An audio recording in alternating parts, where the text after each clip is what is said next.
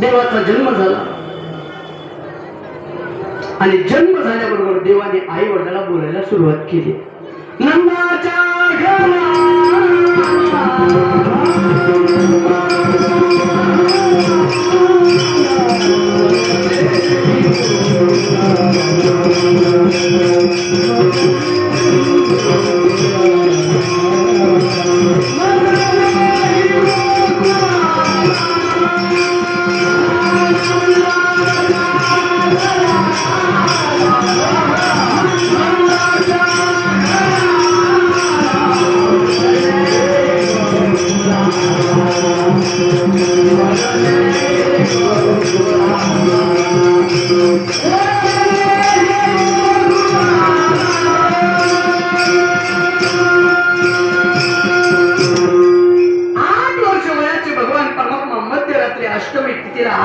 वयाचे जन्माला आले आणि जन्माला आल्याबरोबर तुझं नाव काय?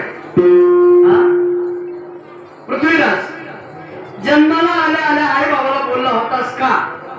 नाही. तुम्ही आम्ही बोलू शकत नाही. जन्माला आल्यानंतर बोलणारा फक्त जगाचा मालक आहे. 8 वर्ष वयाचा परमात्मा प्रगट झाले. आई बाबाला बोलायला लागले. नंदाच्या घराला म्हणून गोकुळाला वसुदेवाने सगळी हकीकत सांगितली. बाळा तू लहान आहेस, इथून बाहेर जाणं एवढं सोपं नाही. हातापायामध्ये बेड्या आहेत आणि कारागृहाच्या बाहेर बंदूकधारी शस्त्रधारी काही फौज आम्हाला राखत नाही. परमात्म्याने सांगितलं बाबा मी लहान होतो, टोपलीमध्ये मला टाका आणि त्या टोपलीला स्पर्श केल्याबरोबर सगळं काम व्यवस्थित होईल. वसुदेवजीने विश्वास ठेवला. परमात्मा लहान झाले, टोपलीमध्ये टाकलं. टोपलीला स्पर्श केल्याबरोबर काय झालं?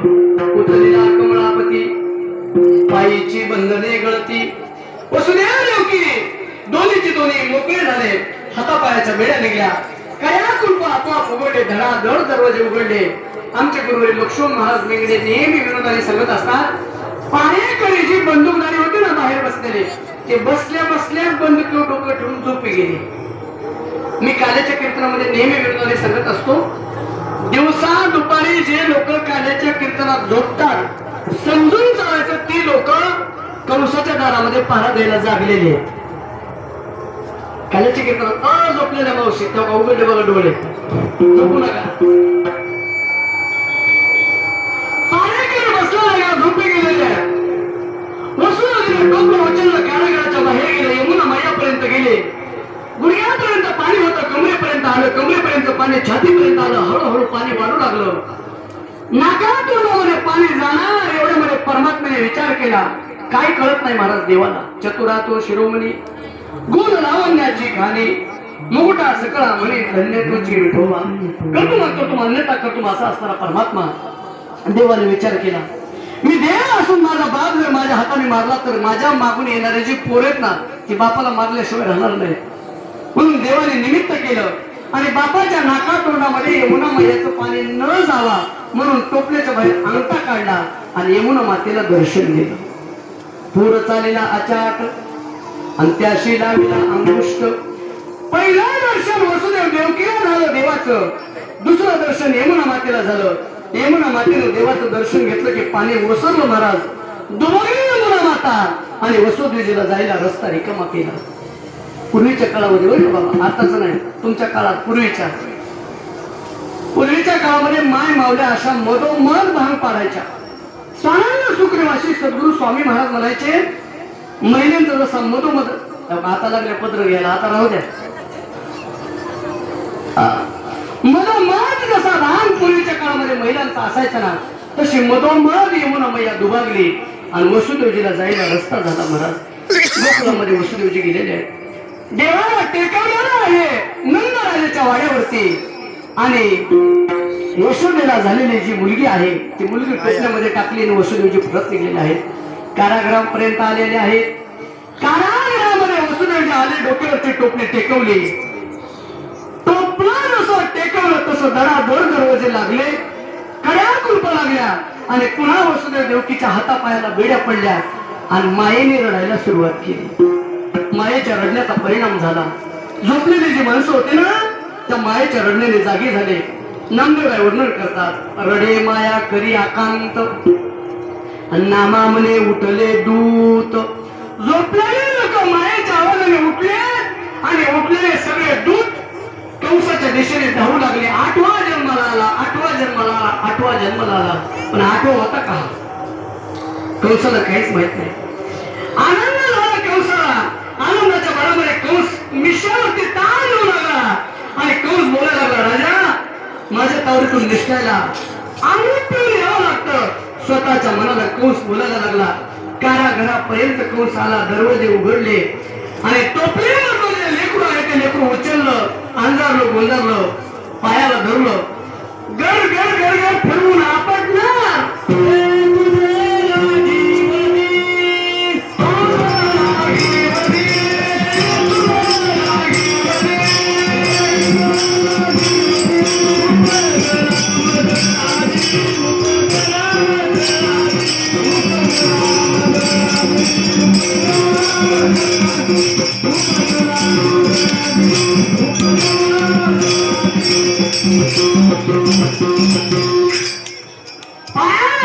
धरून फिरून आपटून मारणार तेवढ्यामध्ये ती माया हातातून निसटली आणि आकाशवाणी झाली. आकाशवाणी झाली आणि आवाज आला, तुझं लागीवरी उपजला मजावी एक कंसा. अरे मुळामध्ये तू मूर्ख आहेस, मूर्ख. देव सुद्धा तुला नाही ओळखू आला. अरे मला तुला मारायलास, मी तर माया आहे, मी तुझ्या हाती कधीच लागणार नाही. पण तुला जो मारणारा आठवा आहे ना तो माझ्या आधी जन्माला आलेला आहे. महाराज कंसाला चक्कर आली, कंस तिथंच खाली पडला. पुन्हा कंसाने षडयंत्र रचलं. प्रथमतः पाठवलं ते मामळ भट्टाला पाठवलं. महाराज ब्राह्मणाचं रूप धारण केलं. ब्राह्मणाचं रूप धारण करून पंचनाथामध्ये घेतलं आणि मामळ भट्ट गोकुळाच्या दिशेने निघले. मामळ भट्टाची काय फजिती झाली तुम्हाला माहिती आहे. धोतर गळाले, टिंब टिंब. अशा पद्धतीने मामळ भट्टाची फजिती झाली. इकडे गोकुळामध्ये भगवान परमात्मा बऱ्याच दिवसांनी नंदराजाला मुलगा झाला, मुलगा झाला, मुलगा झाला वाऱ्यासारखी बातमी गोकुळामध्ये पोहोचलेली आहे आणि गोकुळामध्ये आनंद उत्सव साजरा झाला. गोकुळच्या सुखा गोकुळच्या सुखा गोकुळच्या सुखा गोकुळच्या सुखा